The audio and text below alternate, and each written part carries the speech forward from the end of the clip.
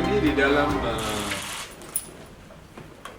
United Nations ada pada bulan lalu ada satu keputusan yang telah dibuat di dalam satu mesyuarat the United Nations High Level Meeting on HIV and AIDS dengan satu deklarasi yaitu the Political Declaration on HIV and AIDS on the fast track to accelerate the fight against HIV and to end AIDS epidemic by 2030 on a global basis. Kita akan menghapuskan epidemik AIDS di dalam dunia menjelang tahun 2030. So ini salah satu keputusan yang telah diterima oleh Malaysia pun. Kalau lihat kepada kejayaan kita sampai sekarang, boleh dikatakan kejayaan boleh dikatakan memuaskan, karena pada tahun 2000 jumlah kes baru ialah insidens adalah 21.7 per 100,000 penduduk, dan pada tahun yang lalu ini dah turun sampai 10.9 untuk 100,000 penduduk. Dan untuk mencapai tujuan ini, strategi yang dilakukan oleh kita ialah satu ialah untuk program pengurangan mudarat, iaitu risk reduction, harm reduction, dan pencegahan dan prevention.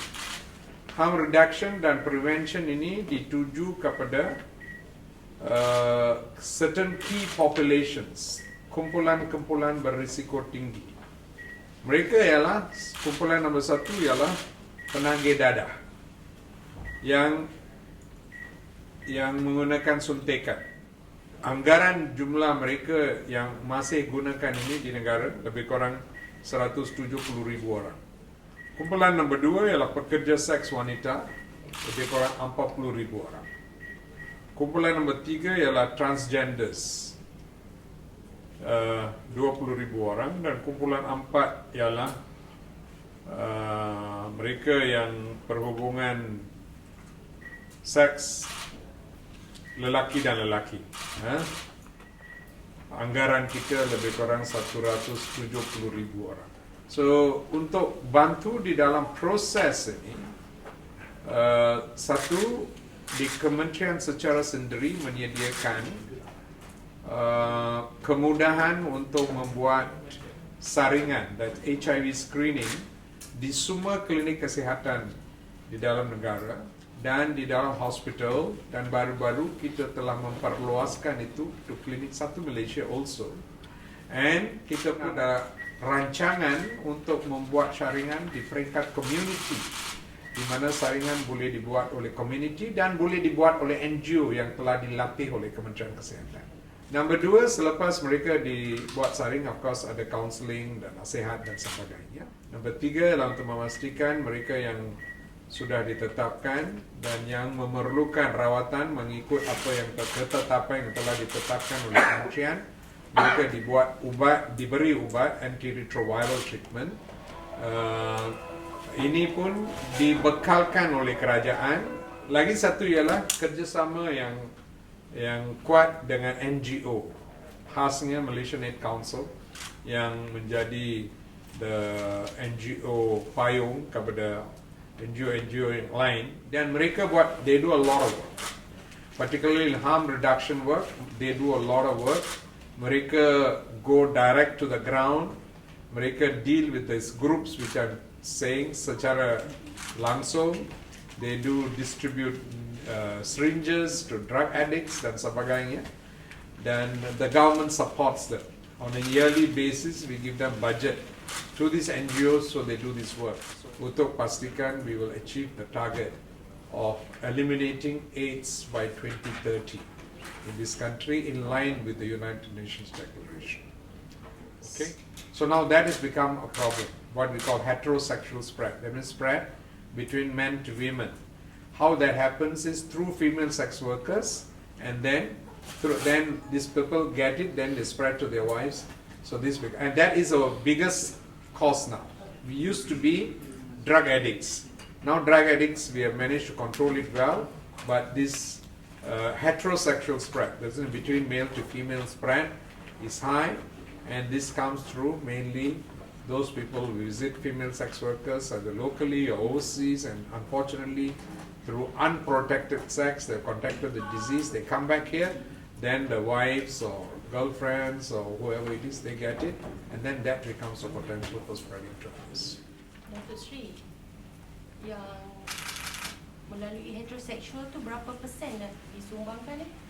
Now, Sean, how much of AIDS cases recently are due to heterosexual spread? It has increased until about 70% of all cases. 70%. 70. 70%. Yeah. But that is increasing. Yes. IV drug usage is reducing. So we have won the war to great extent on. We do that once mainly by the NGOs making available syringe replacement. So and then rehabilitating drug users. So you see how it spreads through intravenous drug usage is by sharing of syringes. So once you make sure people don't share syringes, then you stop the spread. You see, you stop the spread. That is done by NGOs and us to a great extent on how you have to reduce that. It's part of the health education program. Usage of condoms, for example. Don't expose to unprotected sex. These are part of the educational programs which are aimed at reducing this. Schools, they have this group which deals with how to reduce HIV. What do you call the groups in school? ProStar.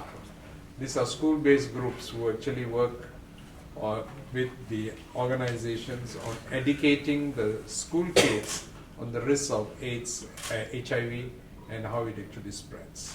There are programs which is ongoing. I guess. Reaching the female sex workers should be a challenge, right? It's tricky. That's why NGOs are important. So NGOs, there are dedicated NGOs who actually have developed confidence to be able to deal and work with them. Has the ministry made a decision on dengue vaccine? Whether to use it?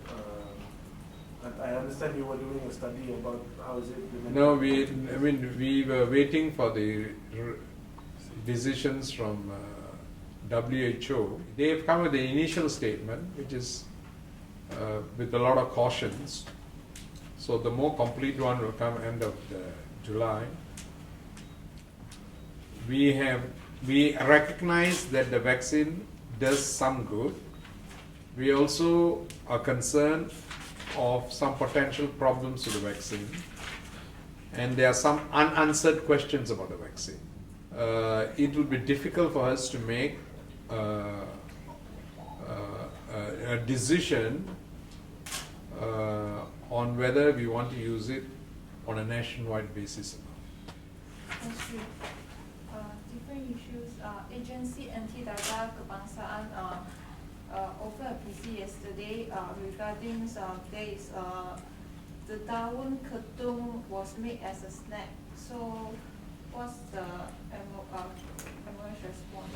Well, we have worked with Agency Pamadam, and we actually at one time proposed that ketum has to be brought under the list of drugs and Poison Act, and but when that was proposed, there was a lot of people who had questions on that. So now I think both KDN and Ministry of Health, in line of all this, and students mixing with the drinks and being sold in different forms, we have to revisit the potential, the risks associated with ketum and how we are going to manage this as a drug. So now as it is, we have not brought it under the list of those kind of drugs like ganja or marijuana. And because of that, those laws which we have in enforcing can't be enforced against ketum. At the moment, as for the moment, is it illegal to sell these snacks, ketum, and is it proper to eat this snack? Yeah. See, the problem with ketum, when we wanted to do it, it grows in the wild, particularly in the north of Malaya. And number two, there were a lot of people using it as part of a cultural thing. Like women were given after delivery to drink a little bit of this juice with other things. So this is the reason why then when we had discussed, they said you have to relook at the law, because then it becomes enforcement will actually, a lot of people will be affected. So then we left it to KDN how to relook at it. So as it is, we might be able to take action against some general provisions under Acts of things which are harmful to the body. As a general advice, should the public be discouraged to not buy these snacks? Yeah, of course. Yes, definitely.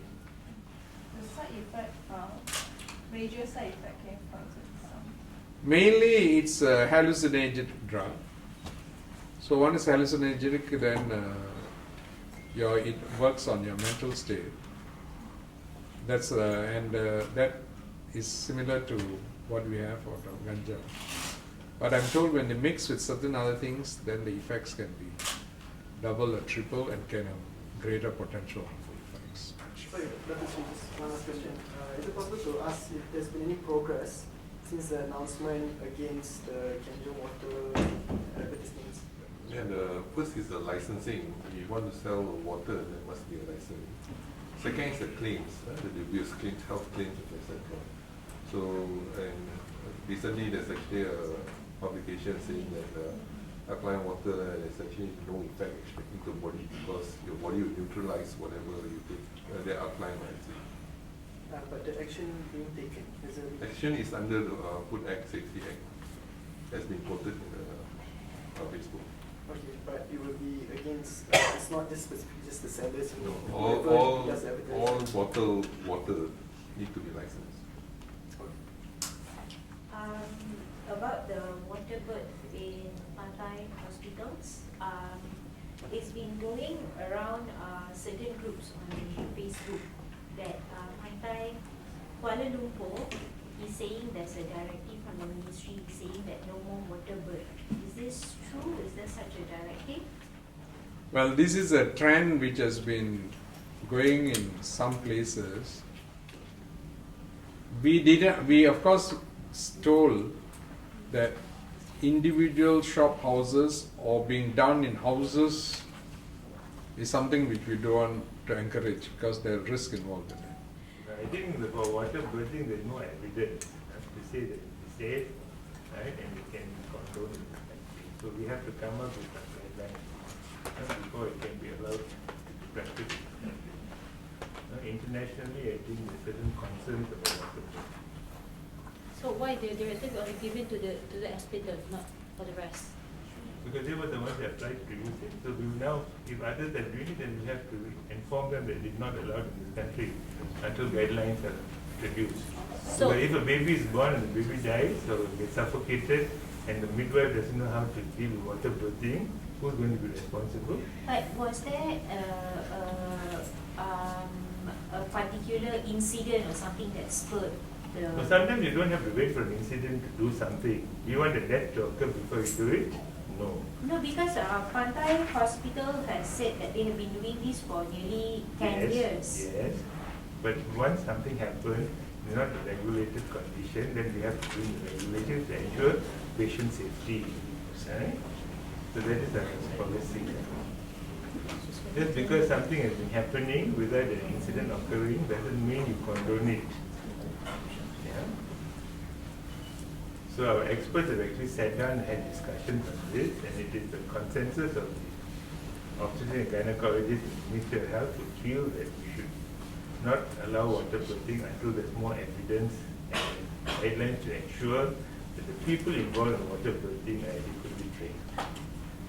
So the direction given to only the hospital, what about the rest? I think the next is time for Dr. Raja that we to discuss whether we should issue a circular to all hospitals that continue water birthing, that we will ask them to stop until the regulations are put into place. So the circular will be come out sooner or later.